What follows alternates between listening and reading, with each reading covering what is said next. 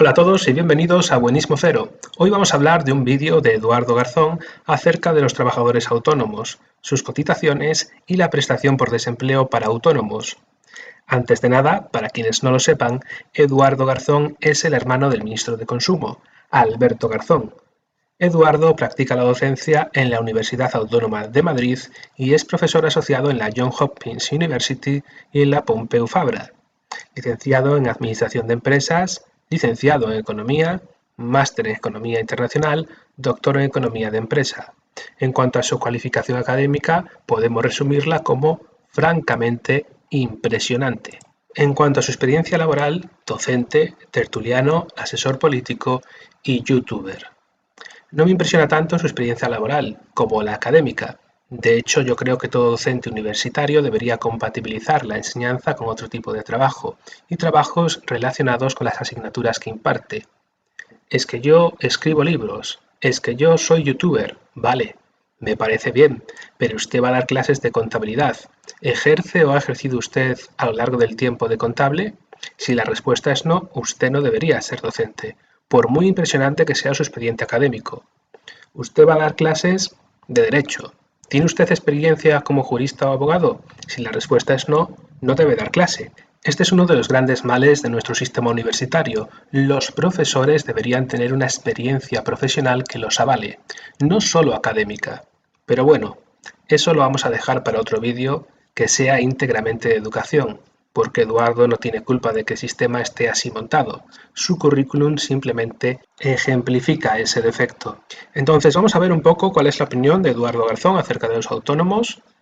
En algunos puntos creo que está bastante acertado, pero hay un aspecto concreto en el que creo que está muy equivocado, incluso nos trata de estafar. Cuando habla del precio de la cuota de autónomo, él en cierta medida quiere hacernos ver que no es tan cara porque la cuota de autónomo en España pues podría proteger contra el desempleo y entonces no es tan cara la cosa en comparación con otros países. Bueno, Eduardo Garzón se olvida de explicar los requisitos que tiene que cumplir el autónomo para acceder a esa prestación por desempleo. Y yo os los voy a explicar y vais a ver que sí es cara porque prácticamente ningún autónomo los puede llegar a cumplir. Vamos a verlo. Dentro vídeo. Cuando se habla de las cotizaciones sociales que pagan los autónomos, siempre hay gente que compara lo que se paga en España con lo que se paga en otros países, concluyendo normalmente que en España se paga bastante más y que eso es una vergüenza. Pero lo cierto es que la vergüenza es hacer ese tipo de comparaciones sin más, porque implica darle una tremenda patada al rigor que conduce a extraer conclusiones muy precipitadas y absolutamente erróneas. Así que mucho ojo, porque tú mismo podrías haber caído en ese error. Vamos a ver si ha sido así. Bueno, la intro ya tiene bastantes cosas que comentar. Lo primero, efectivamente, hay personas que comparan España con otros países en cuanto a la cuota de autónomos y en infinidad de políticas, y eso es un error. Siempre es un error. No a veces o según cómo hagas la comparación. Siempre es un error porque cada país tiene su propio contexto. Entonces, podemos tomar una ligera inspiración de otros países o ellos de nosotros, pero no podemos estar comparando peras con manzanas. A partir de aquí, la intro es una declaración de intenciones. Él pretende hacer una defensa de que la cuota de autónomos en España no es tan cara. Lo que pasa es que nosotros no sabemos comparar bien entre países. Entonces, él nos lo va a explicar, porque él sí sabe comparar y nos lo va a explicar. No sea que estemos equivocados. Comencemos recordando que en los sistemas tributarios desarrollados suele haber dos tipos diferentes de ingresos públicos, los impuestos y las cotizaciones sociales. Los primeros suelen afectar a cualquier ámbito de la economía y están pensados para cubrir prácticamente cualquier tipo de gasto público. En cambio, las cotizaciones sociales solo se pagan en el ámbito laboral y están pensadas para cubrir las prestaciones sociales que cobrarán los trabajadores o sus familiares cuando estos no puedan trabajar, ya sea porque han quedado desempleados, porque han tenido algún accidente, porque han superado la edad de jubilación, porque han enfermado o porque tienen que cuidar a sus hijos. Esa división de ingresos públicos que él hace es demasiado simple y que precisamente una persona que hace un vídeo tratando de hacernos ver que realizamos comparaciones muy simples y erróneas con otros países muestre un esquema como ese, a mí me mosquea. En los sistemas tributarios desarrollados se suele dividir los ingresos públicos en ingresos patrimoniales, ingresos crediticios, es decir, deuda pública o ingresos tributarios, que estos incluyen impuestos, tasas, contribuciones especiales y ahí en un punto y aparte el precio público. Además están, por supuesto, las cotizaciones sociales. La verdad es que el tema de los ingresos públicos y los diferentes tipos de tributo es muy interesante, pero lo voy a dejar para otro día porque no quiero alargarme mucho. Lo que sí quería señalar es que nos habla de comparaciones simplistas, pero él simplifica demasiado. Pero eso es solo en principio, porque luego cada país puede darle muy poca importancia a las cotizaciones sociales y otorgar muchas prestaciones sociales a cargo de los impuestos. Aquí tienes razón, efectivamente los países se comportan diferente en los ingresos, pero también en los gastos. Precisamente yo decía al principio que no se deben hacer comparaciones entre países porque peras son peras y manzanas son manzanas. Para valorar si los tributos y cotizaciones que pagamos son justos o excesivos, debemos ver nuestra propia economía. ¿Cuál es nuestra renta media? ¿Cuál es la moda salarial? ¿Cuál es nuestra renta per cápita? Lo demás es trilerismo. Por ejemplo, en España para la sanidad pública se utilizan exclusivamente los impuestos, pero en otros países como en Alemania se utilizan mucho las cotizaciones sociales. En cambio, para las pensiones públicas, España utiliza casi en exclusividad las cotizaciones sociales, mientras que en otros países, como por ejemplo Dinamarca, se utilizan mucho los impuestos. Estas diferentes combinaciones se dan también en la protección social de los trabajadores autónomos, que recordemos son aquellos que no son asalariados, sino que trabajan por cuenta propia. Cada estado le da una importancia diferente a los ingresos impositivos y a las cotizaciones sociales, de forma que en cada país nos encontramos sistemas muy distintos a los de sus vecinos. Por ejemplo, cuando un autónomo tiene un accidente y se incapacita laboralmente, pasa a cobrar una prestación social, pues dependiendo del país en el que trabaje, esa prestación social dependerá de las cotizaciones sociales que pagó en su momento o de los impuestos que tanto él como el resto de la sociedad pagan, o de una combinación de ambas cosas. Las múltiples combinaciones que existen provocan que no se puedan hacer comparaciones directas entre países, porque puede ocurrir que los autónomos de un país paguen muchas más cotizaciones sociales que los de otro país, pero también muchos menos impuestos. O puede ocurrir que paguen muchas más cotizaciones sociales, pero que también tengan mejores prestaciones sociales cuando dejen de trabajar. La casuística es muy amplia y eso impide realizar comparaciones directas. Vemos que en lo de las comparaciones estamos de acuerdo, Eduardo Garzón y yo. No se debe comparar entre países. ¿Qué sucede? Que él, para tratar de justificar que nuestra cuota de autónomos no es tan alta, se va a poner a comparar países, que es justo lo que dijo que no se debe hacer. Y yo creo que en el momento que él se pone a hacer lo que precisamente decía que no hay que hacer, su discurso decae por completo. Aunque la Unión Europea lleva tiempo legislando y empujando a los países miembros para que tengan un sistema de protección social lo más homogéneo posible, lo cierto es que todavía hay diferencias abismales. Esas diferencias se pueden clasificar en dos. Una en cuanto a los derechos que tienen los autónomos cuando dejan de trabajar y otra en cuanto a la proporción de impuestos y cotizaciones sociales que pagan los autónomos. Empecemos comentando la primera. España es uno de los países que más protege a los autónomos en materia de cobertura de riesgo, solo equiparado por Luxemburgo. Por ejemplo, los autónomos españoles, si quieren, pueden cobrar prestación por desempleo cuando echan el cierre, algo que no ocurre en países como Francia, Alemania, Bélgica, Grecia, Bulgaria, Estonia o Chipre, entre otros. En España la prestación por desempleo es voluntaria, como en Dinamarca, Austria, Rumanía o Irlanda, aunque es obligatoria en Finlandia, Suecia y Portugal. Bueno, lo habéis visto, ¿verdad? Ha pasado de decir que no se deben comparar países porque son comparaciones imperfectas a enumerar diferencias entre países. Y a partir de aquí el vídeo es todo igual. Comparación, comparación, comparación, comparación. De hecho, me voy a saltar casi todo su vídeo, pondré sus conclusiones, pero nada más, porque son todo comparaciones y no me parecen muy productivas. Donde sí me voy a parar es a explicar la prestación por desempleo para autónomos, porque él dice que es optativa y de alguna manera quiere hacernos ver que no es tan cara la cuota de autónomos, porque aquí con un plus tiene derecho a desempleo y en otros países no.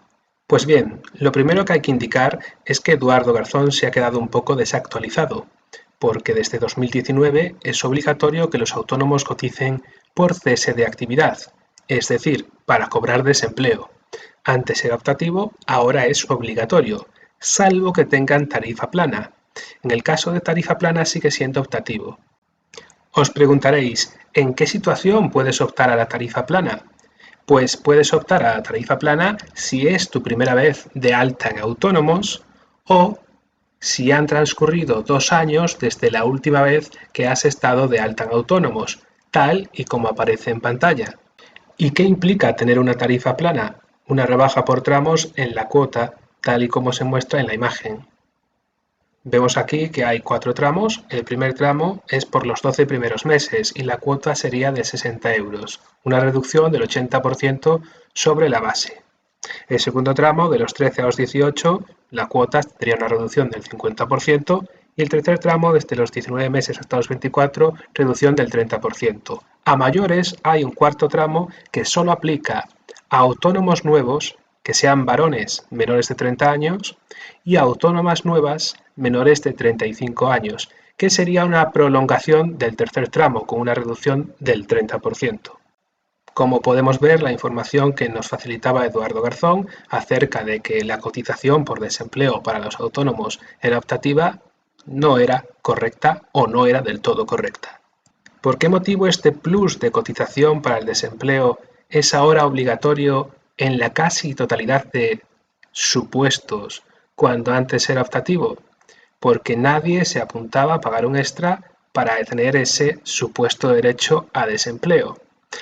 ¿Acaso los autónomos estaban locos? ¿Por qué no querían pagar ese seguro de desempleo? Porque los requisitos para acceder a la prestación por desempleo, si eres autónomo, son imposibles de cumplir. Nunca o casi nunca un autónomo es capaz de cobrar prestación por desempleo. ¿No me creéis? Vamos a ver los requisitos.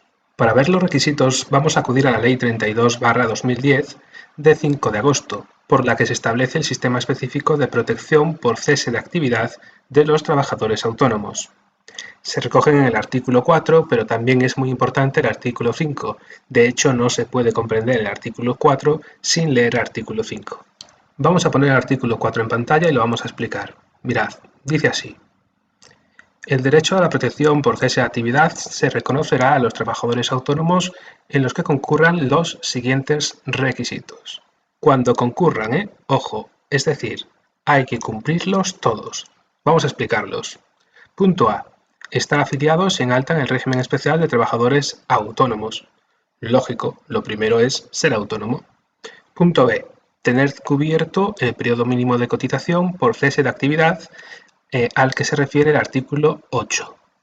Os pongo ahora en pantalla el artículo 8 y como podéis ver es una tabla. Tantos meses de cotización igual a tantos meses de prestación. Tiene más contenido el artículo 8, pero no me parece interesante para este vídeo. Os dejaré el link a la norma en la descripción junto con todas las fuentes. La letra D dice no haber cumplido la edad ordinaria de jubilación con pensión contributiva. Y la letra E dice hallarse al corriente de pago de todas sus cuotas a la Seguridad Social. Sé que me he dejado atrás la letra C. Vamos a leerla ahora. Encontrarse en situación legal de cese de actividad. Y he aquí el principal problema, encontrarse en situación legal de cese de actividad. Es prácticamente imposible cumplir este requisito. Vamos a poner en pantalla el artículo 5 para aclarar qué se entiende por situación legal de cese de actividad. Tenemos el artículo 5 en pantalla y he subrayado la parte más problemática. Hay más requisitos, pero este es el que más prestaciones por desempleo se carga. Atención. Pérdidas derivadas del desarrollo de la actividad en un año completo superiores al 10% de los ingresos obtenidos en el mismo periodo, excluido el primer año de inicio de la actividad. Dicho de otro modo, si quiebras el primer año no tienes derecho a desempleo porque necesitas tener unas pérdidas equivalentes al total de ingresos del año anterior más 10%. Y digo al total de ingresos más 10%, no al total de beneficios más 10%. Evidentemente, el primer año no tienes año anterior con quien comparar. Si quiebra el segundo año, tampoco tienes derecho al desempleo, porque está excluido el primer año de actividad. Entonces, a partir del tercer año es cuando podemos aplicar. ¿Qué sucede? Que el requisito sigue siendo una barbaridad, porque necesitas generar unas pérdidas equivalentes a todo lo que ingresaste el año anterior más un 10%. Si tú el año anterior ingresaste ingresos, no beneficios, 100.000 euros, tienes que generar unas pérdidas de 110.000 euros a lo largo de todo el año. Es decir, tienes que aguantarte un año completo generando unas pérdidas catastróficas, porque hay que comparar por periodos de 365 días. Es un despropósito. Tuvieron que convertir el seguro de desempleo en obligatorio porque nadie lo pagaba, porque es un despropósito. Si tú tienes que generar un 110% de pérdidas respecto a los ingresos del año anterior para cobrar desempleo, te arruinas de por vida. Te sale a cuenta renunciar al desempleo y cerrar antes. Y no son mucho más sencillas la segunda y tercera condición que podéis leer debajo del subrayado. Así que cuando Eduardo Garzón nos vende que la cobertura por desempleo de los autónomos es una bondad a valorar y que hace que la cuota no sea tan cara como parece, os digo que discrepo, porque en la práctica muy pocos autónomos logran cobrar por desempleo. No obstante, y en honor a la verdad, os informo que para el año 2023 este requisito del 110% de pérdidas respecto a los ingresos del año anterior desaparece. Así se aprobó en el Real Decreto Ley 13/2022 del 26 de julio, por el que se establece un nuevo sistema de cotización para los trabajadores por cuenta propia o autónomos y se mejora la protección por cese de actividad. Los requisitos se regulan en el artículo 330 y la definición de situación de cese en el 332 y se elimina ese requisito del 110%. De modo que para el año 2023 la tesis equivocada de Garzón tendrá un poco más de sentido. Os lo dejo en pantalla y además os dejaré en la descripción este nuevo Real Decreto. Espero haber arrojado un poco de luz respecto al desempleo de los trabajadores autónomos. Si os ha gustado el vídeo, dale al like, suscribe y comparte. ¡Nos vemos! Porque sí, en España los autónomos pagan más cotizaciones sociales que la mayoría de países de su entorno, pero es básicamente porque tienen mejores prestaciones sociales y también porque no pagan impuestos extra.